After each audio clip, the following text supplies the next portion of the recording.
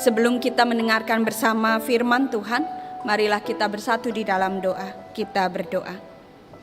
Benar ya Tuhan, kasih Tuhan begitu besar di dalam kehidupan kami. Oleh karena itu pada minggu ini kami kembali mau menikmati kasih Tuhan melalui firman yang hendak kami renungkan bersama. Biarlah kuasa Roh Kudus bekerja di dalam diri kami yang terbatas ini, yang penuh kekurangan ini, bahkan yang tidak layak di hadapan Tuhan. Biarlah kami anak-anak-Mu boleh menikmati kasih Tuhan melalui kebenaran firman Tuhan. Berfirmanlah ya Tuhan, bersabdalah, karena kami anak-anak-Mu siap untuk mendengarkan. Di dalam nama Tuhan Yesus Kristus, Sang Firman yang hidup, kami berdoa. Amin. Pembacaan kita diambil dari Injil Yohanes 14 ayat 1 sampai 13. Injil Yohanes 14 ayat 1 sampai 13. Janganlah gelisah hatimu, percayalah kepada Allah, percayalah juga kepadaku. Di rumah Bapakku banyak tempat tinggal. Jika tidak demikian, tentu aku mengatakannya kepadamu. Sebab aku pergi ke situ untuk menyediakan tempat bagimu. Dan apabila aku telah pergi ke situ dan telah menyediakan tempat bagimu, aku akan datang kembali dan membawa kamu ke tempatku, supaya di tempat di mana aku berada, kamu pun berada. Dan kemana aku pergi, kamu tahu jalan ke situ. Kata Thomas kepadanya, Tuhan, kami tidak tahu kemana Engkau pergi. Jadi bagaimana kami tahu jalan ke situ? Kata Yesus kepadanya, Akulah jalan dan kebenaran dan hidup. Tidak ada seorang pun yang datang kepada Bapa kalau tidak melalui aku. Sekiranya kamu mengenal aku, pasti kamu juga mengenal Bapakku. Sekarang ini kamu mengenal Dia dan kamu telah melihat Dia. Kata Filipus kepadanya, Tuhan, tunjukkanlah Bapa itu kepada kami. Itu sudah cukup bagi kami. Kata Yesus kepadanya, telah sekian lama aku bersama-sama kamu, Filipus, namun engkau tidak mengenal aku. Barang siapa telah melihat aku, ia telah melihat Bapa. Bagaimana engkau berkata, tunjukkanlah Bapa itu kepada kami? Tidak percayakah engkau bahwa aku di dalam Bapa dan Bapa di dalam aku? Apa yang aku katakan kepadamu, tidak aku katakan dari diriku sendiri, tetapi Bapa yang diam di dalam aku. Dialah yang melakukan pekerjaannya. Percayalah kepadaku bahwa aku di dalam Bapa dan Bapa di dalam aku. Atau setidak-tidaknya percayalah karena pekerjaan-pekerjaan itu sendiri. Aku berkata kepadamu, sesungguhnya barang siapa percaya kepadaku, ia akan melakukan juga pekerjaan yang aku lakukan, bahkan pekerjaan-pekerjaan yang lebih besar daripada itu. Sebab aku pergi kepada Bapa, dan apa juga yang kamu minta dalam namaku, aku akan melakukannya supaya Bapa dipermuliakan di dalam Anak. Bapak Ibu saudara-saudari yang terkasih di dalam Yesus Kristus, suatu kali saya mendapat kesempatan melayani firman di Surabaya dalam rangka pertukaran pengerja. Bapak Ibu, ketika saya masuk ke ruang konsistori untuk mempersiapkan diri melayani firman, saya bertemu dengan salah seorang ibu yang sedang duduk di dalam konsistori.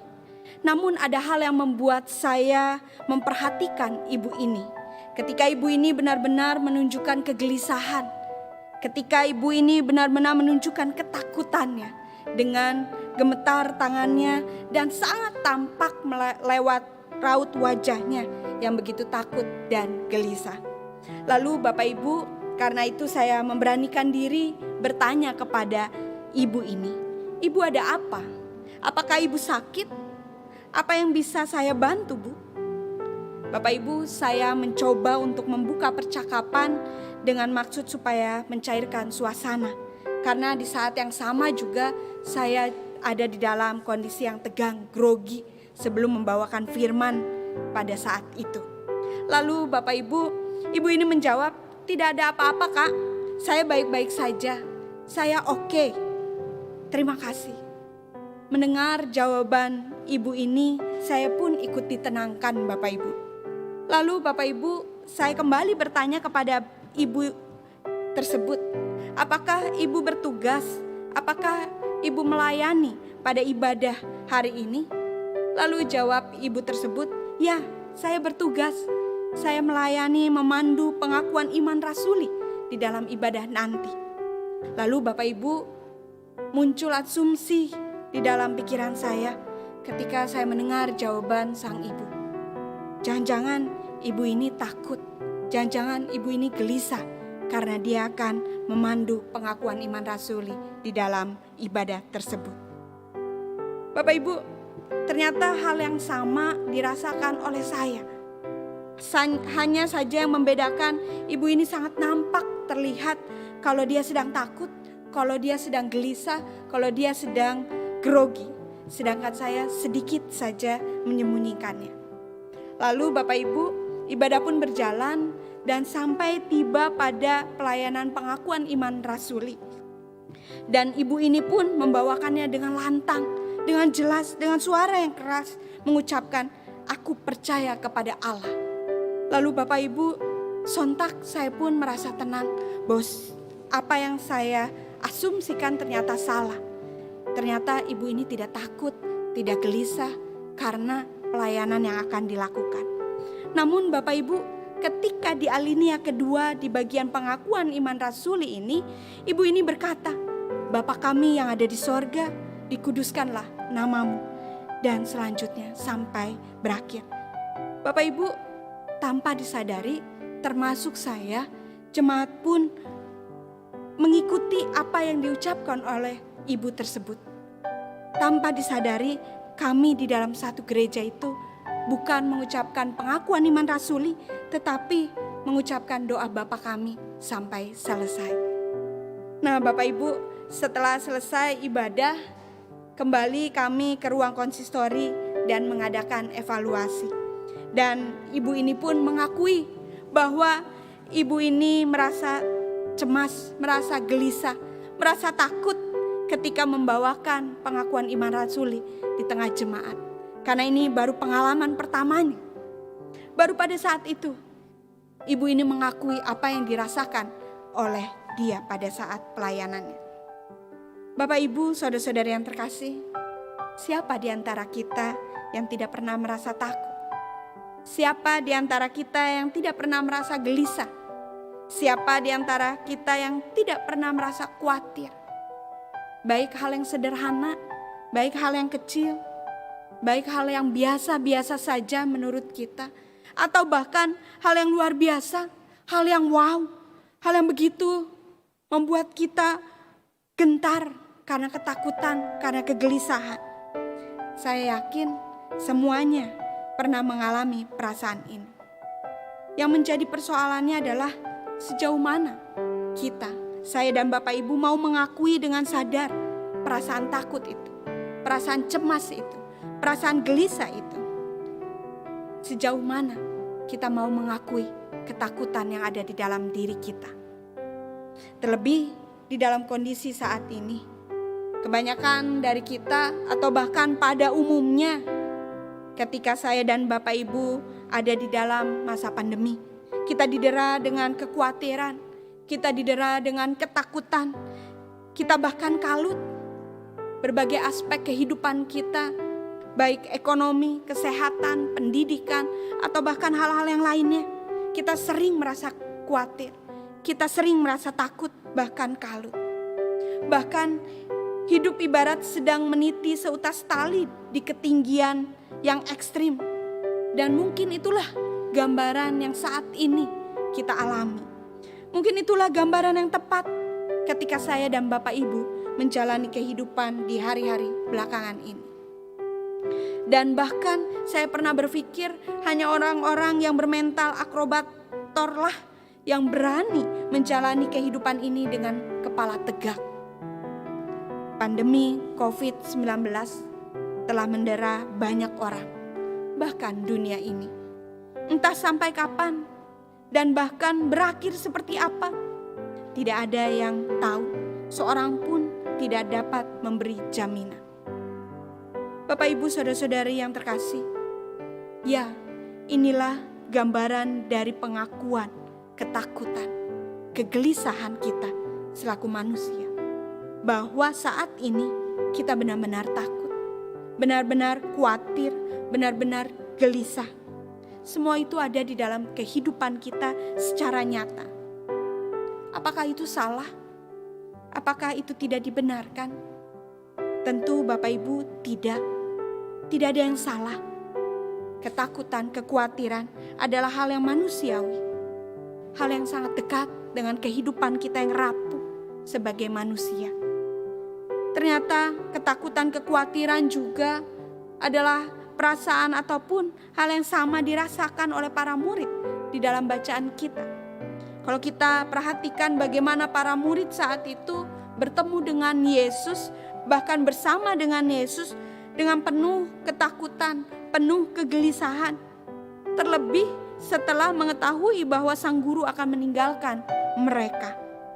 Namun Bapak Ibu, apakah Tuhan Yesus berdiam diri saja ketika mengetahui para murid ada di dalam kegelisahan, ada di dalam ketakutan? Tidak. Tuhan Yesus mengatakan kepada para murid pada saat itu, janganlah gelisah hatimu. Ini menjadi kekuatan sekaligus penghiburan bagi para murid di saat itu. Ada yang menarik Bapak Ibu kalau kita perhatikan. Mungkin saja kita menanggapi apa yang dikatakan Tuhan Yesus dengan dingin. Mengapa demikian? Bukankah Tuhan Yesus sendiri dalam beberapa peristiwa sebelum pembacaan kita menunjukkan kegelisahan, menunjukkan ketakutan juga. Kita masih ingat peristiwa kematian Lazarus, bagaimana kondisi Tuhan Yesus saat itu. Bukankah perasaannya begitu kacau? Bukankah perasaannya begitu campur aduk ketika ia melihat Maria meratapi kematian Lazarus? Bahkan Tuhan Yesus juga gundah dan gelisah ketika menyadari bakal mengalami kematian di kayu salib. Dan bahkan menyebut dengan berat hati bahwa salah satu di antara para murid yang selama ini mengikutinya akan berkhianat. Lalu Bapak Ibu, mengapa di dalam bacaan kita Tuhan Yesus mengatakan janganlah gelisah hatimu? Tentu ini tidak mudah kita pahami. Namun setidaknya kita diberi gambaran yang jelas bahwa Tuhan Yesus sendiri mengetahui, Tuhan Yesus sendiri mengerti, bahkan Tuhan Yesus sendiri merasakan apa itu yang namanya gelisah, apa itu yang namanya khawatir, apa itu yang namanya ketakutan, bahkan kekalutan. Jadi ketika ia mengatakan jangan gelisah hatimu, pastilah ada sesuatu yang menolong para murid dan bahkan juga kita saat ini untuk melihat kehidupan yang bukan hanya selalu dari sisi ketakutannya, bukan hanya selalu lihat dari sisi kekhawatirannya atau kecemasannya, tetapi melihat apa yang dikatakan bahkan dialami sendiri oleh Tuhan Yesus.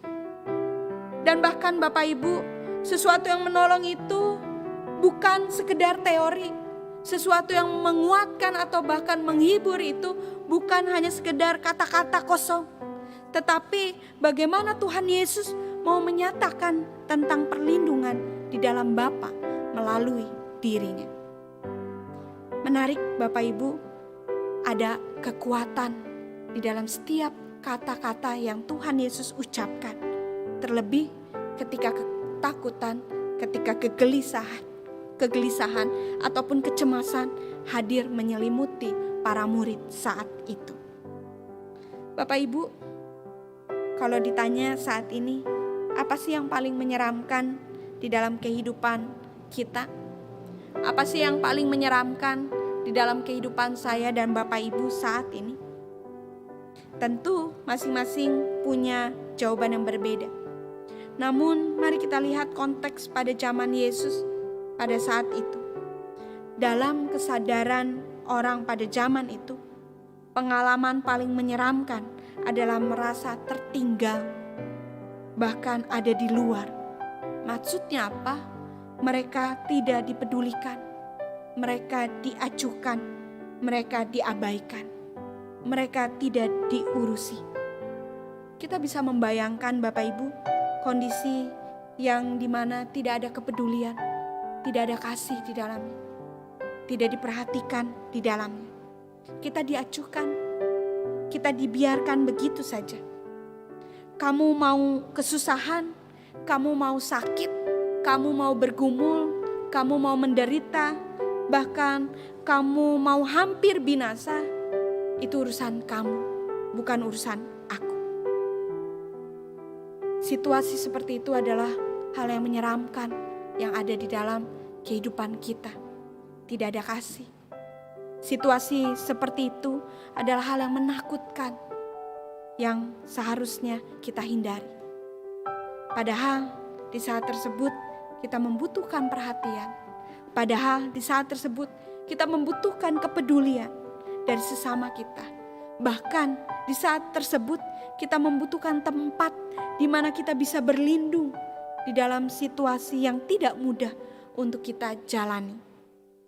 Dalam keadaan ini, orang merasa seperti berada di luar pintu gerbang kota pada malam hari. Bahkan pintu itu sudah tertutup, dan bahkan sewaktu-waktu ia bisa dimangsa oleh penyamun atau bahkan binatang buas.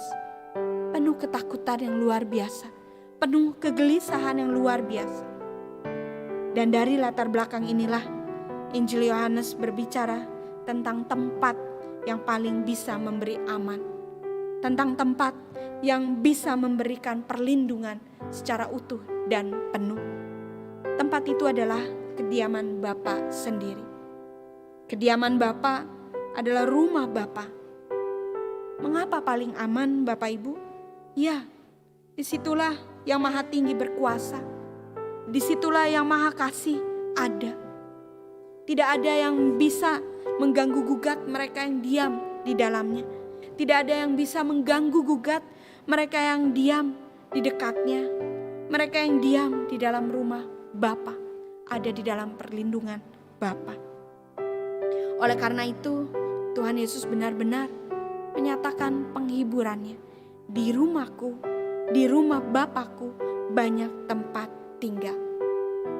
Bapak Ibu, inilah cara Yesus untuk mengatakan kepada para murid pada saat itu bahwa siapa saja boleh dan bisa menemukan ketentraman dan perlindungan di dekat yang Maha Kuasa, di dekat Allah Bapa yang Maha Kasih.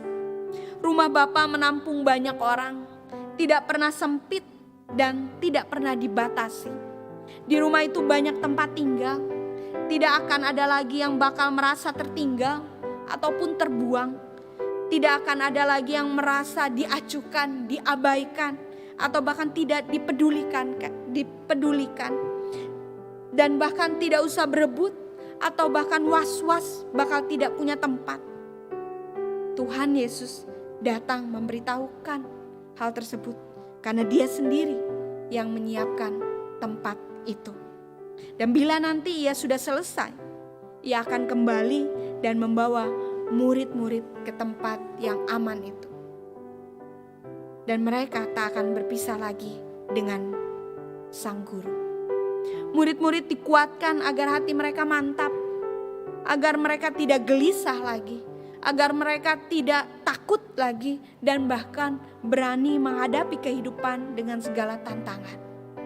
Bukankah itu juga yang menjadi panggilan kehidupan kita selaku para murid? Ketika berkali-kali Tuhan Yesus bersuara di dalam hati, janganlah gelisah hatimu. Atau bahkan di rumah Bapakku banyak tempat tinggal. Bukankah itu menjadi kekuatan? Bukankah itu menjadi penghiburan yang nyata yang kita dapat nikmati di saat kondisi ataupun keadaan yang tidak mudah kita alami? Bapak Ibu, kita mengingat sebagai gembala yang baik yang pernah Tuhan Yesus nyatakan sendiri. Tentu saja Yesus memperhatikan keadaan para muridnya. Ia juga berlaku sebagai pintu. Dan sekarang ada kiasan lain untuk memperkenalkan siapa Yesus itu. Di dalam bacaan kita, Yesus menyatakan diri sebagai jalan. Jalan ialah arah yang perlu dilalui, perlu ditempuh agar sampai pada tujuan. Dan Tuhan Yesus menyatakan tempat yang paling aman itu adalah rumah Bapa. Dan untuk sampai ke situ, orang harus melalui jalan. Dan bahkan jalan itu adalah dirinya sendiri. Bapak Ibu, coba perhatikan kiasan-kiasan yang disampaikan oleh Tuhan Yesus tentang dirinya. Ternyata ada benang merahnya. Ternyata ada kesinambungannya. Misalkan seperti pintu, jalan, dan gembala baik. Baik di pintu maupun jalan, kedua-duanya harus dilalui. Pintu merupakan titik awal, dan bahkan di luar itu ada jalan yang perlu ditempuh. Di luar pintu itu banyak bahaya. Namun dalam pengawalan sang gembala yang baik, yang menuntun pada jalan yang benar, dalam hal ini adalah Kristus Yesus, maka setiap orang akan sampai pada tujuannya. Jalan, pintu, dan sang gembala yang baik. Dan perlu diperhatikan sangat dalam bacaan kitab hari ini pun ada penekanan-penekanan yang dikatakan oleh Tuhan Yesus. Akulah jalan. Di sini mau mengajak kita bahwa jalan yang sejati itu bukan barang yang berhenti, bukan yang statis, bukan yang tinggal diam, melainkan jalan yang benar-benar bisa membawa sampai kepada tujuan. Jalan itu jalan yang hidup, jalan itu adalah hodos, cara hidup yang bertindak dalam kehidupan kita, yang nyata, benar-benar nyata di dalam kehidupan kita. Dengan demikian, ketika saya dan Bapak Ibu meyakini bahwa Tuhan Yesus sebagai jalan, berarti kita juga mau memperagakan, mau menjalani, mau mempraktekkan setiap ajaran yang Tuhan Yesus sampaikan selaku Sang Guru Agung. Kita mau, kita siap, kita bersedia melakukan apa yang menjadi kehendak Tuhan Yesus. Cara kita hidup seperti inilah yang akan mengantar pada tujuan yang sesungguhnya, yakni rumah Bapa. Lalu yang kedua, dikatakan akulah kebenaran. Ketika seseorang menjalani cara hidup seperti ini, maka dalam setiap langkahnya orang akan menemukan kebenaran itu. Kita akan menemukan kebenaran, yaitu aletheia yang menjadi nyata, yang benar-benar dinikmati, yang benar-benar dirasakan, dan bahkan berlaku dimanapun. Sebab di dalamnya mengajarkan cinta kasih, sebab di dalamnya mengajarkan kejujuran, ketulusan, pengampunan, kerendahan hati, dan kedamaian. Jalan itu disebut kebenaran oleh karena di sana tidak ada lagi kemunafikan. Jalan tersebut dibilang jalan kebenaran karena tidak ada lagi dusta, tidak ada lagi kebencian, tidak ada lagi kesombongan diri, tidak ada lagi iri hati, tidak ada lagi permusuhan. Yang ada adalah kasih Allah. Maka Bapak Ibu, ketika seseorang memutuskan melalui jalan ini, ia akan berjumpa juga dengan kebenaran, dengan kehidupan yang ditawarkan oleh sang kebenaran. Lalu yang ketiga, dikatakan akulah hidup. Kehidupan yang dimaksud adalah kehidupan yang kekal. Kekal bukan berarti kehidupan di seberang kematian, melainkan dapat kita jumpai juga ketika kita rasakan saat ini, di sini, sekarang ini. Dan inilah kehidupan yang ditawarkan oleh Tuhan Yesus kepada para murid. Inilah panggilan saudara dan saya sebagai para murid saat ini. Ketika saya dan saudara sebagai pengikutnya mau bersedia melalui jalan Kristus, mau bersedia hidup dalam kebenarannya, bahkan mau bersedia meletakkan pengharapan kepada kehidupan dalam kekekalannya. Ketiga hal ini juga yang membuat kita berani untuk terus tetap melangkah dengan pasti di dalam kehidupan ini. Memang ketakutan, kekhawatiran tetap ada, kegelisahan tetap ada, pergumulan, kesulitan, dan hal-hal yang lain yang membuat kita resah tetap akan ada.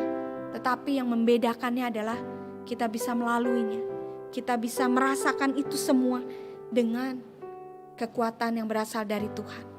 Dengan kekuatan yang benar-benar melindungi kita dari apa yang kita rasakan.